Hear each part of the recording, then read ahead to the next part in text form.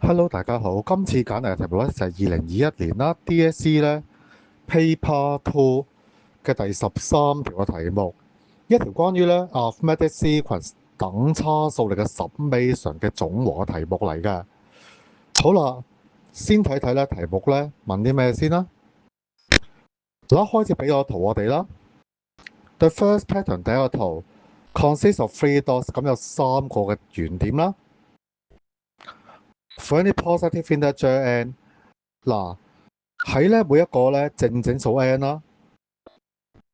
The n plus 1 pattern is formed by adding 2n plus 3 dots to the nth pattern。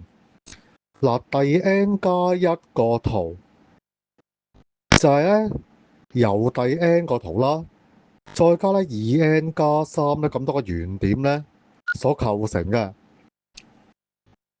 Find the number of dots in each pattern。嗱，求咧第8個圖咧嘅圓點嘅數目。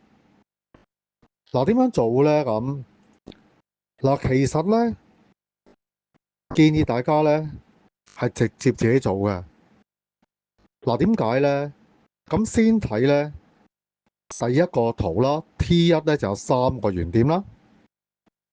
嗱，第二個圖啦，細心數一數啦，其實咧係咧3加5咁多粒嘅圓點嘅。第三個圖係點樣咧？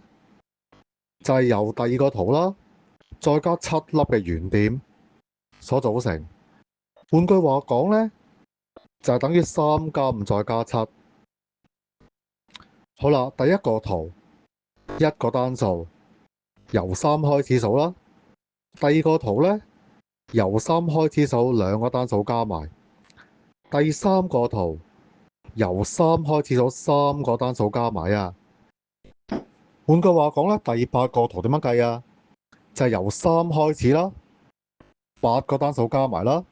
所以直接列式就係3加5加7加9加11加13加15再加17。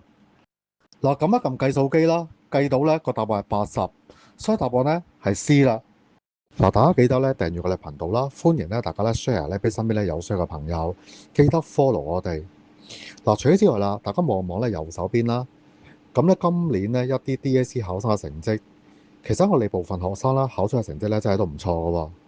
如果大家咧想咧升 grade 啦，或者希望咧我哋咧幫到大家嘅話咧，可以隨時咧歡迎咧查詢咧我哋嘅課程㗎。咁記得 WhatsApp 問我哋啦。多謝大家嘅時間。